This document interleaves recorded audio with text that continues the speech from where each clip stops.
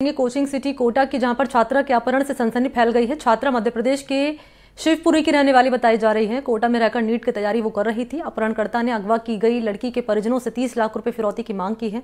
और आपको जानकारी ये भी दे दें कि फिरौती ना मिलने पर जान से मारने की धमकी दी है। अपहरणकर्ता ने अगवा की गई छात्रा की तस्वीर भेजी है उसके पिता को व्हाट्सएप पर, जिसमें लड़की के हाथ पांव बंधे हुए हैं। तस्वीर सामने आने के बाद पुलिस एक्शन में है, क्योंकि पुलिस थाने में रिपोर्ट दर्ज करा दी गई है। छानबीन में जुटी पुलिस को कई अहम सुराग लगे हैं और पुलिस दावा कर रही है कि जल्दी इस मामले का खुलासा किया जाएगा।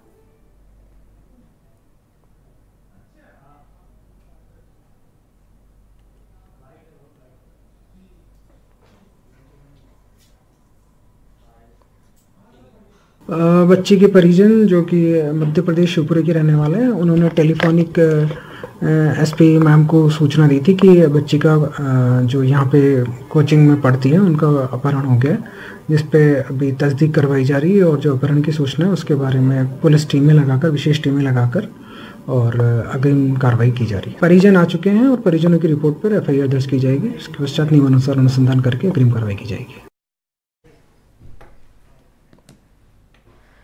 तो इस पूरे मामले में छात्रा के पिता ने कोचिंग संस्थान पर रिकॉर्ड को हटाने का आरोप लगाया है। और छात्रा के पिता ने कहा है कि इससे पहले इंदौर में जब उनकी बेटी पढ़ाई कर रही थी तब वहां भी कुछ बदमाशों ने धमकियां दी थी। इसके बाद उन्होंने बेटी का दाखिला कोटा में करवाया था। उन्होंने क्या कुछ कहा, इसके अलावा वो भी आप सुनिए।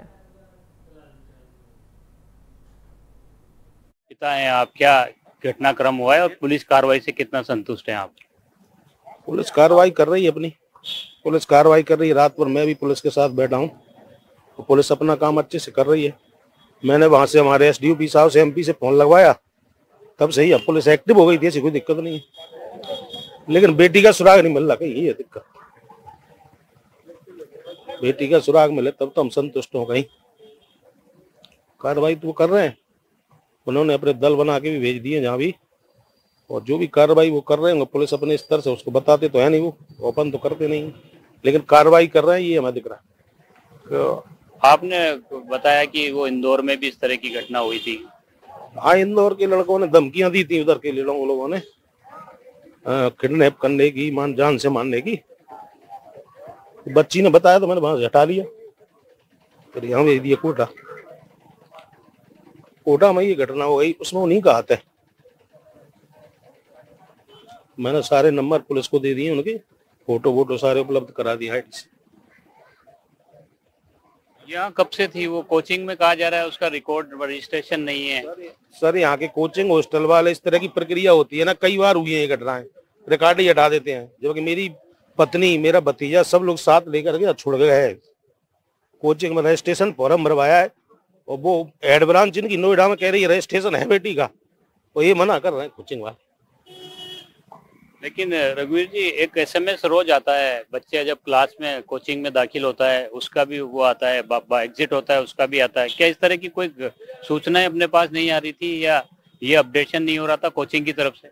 नहीं सर, एक जो नंबर से मुझे मैसेज आ रहे थे एब्सेंट प्रेजेंट की बेटी के, टेस्ट मार्क से भी, वो नंबर भी मैंने दे दिया पुलिस को। लेकिन इस घटनाक्रम तो ये अचानक घटनाक्रम हुआ है। मुझे भी कल 3:30 बजे फोन आया अचानक किडनैपर का। उसने बच्ची के फोटो डाले और 30 लाख रुपए फिरौती की मांग की।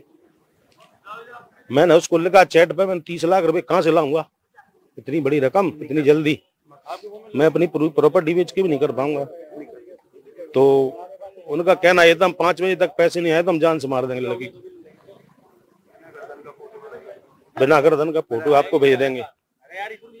तो पुलिस को कोई क्लू मिला है? पुलिस ने क्या कह रही है? पुलिस कह रही है कि उनके पास अहम सुराग लग गए।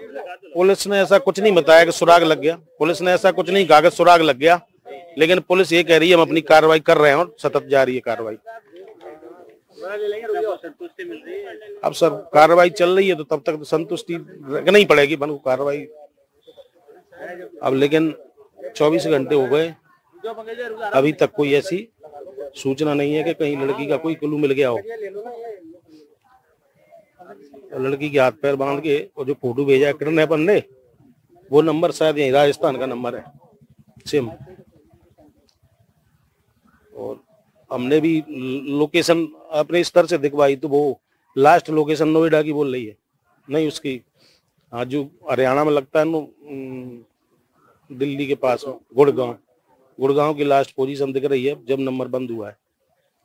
और जहाँ पे लड़की किडनैप है वहां पे गुड़गांव कंपनी के वो चावल के कट्टे और जो कुछ हेल्थ केयर के वो बॉक्स रखे हुए हैं, उसमें उन चावल के कट्टों पे उस कंपनी के नंबर भी लिखे हुए हैं, वो भी दिख रहा है उसमें। किसी गोदाम में किडनैप है लड़की।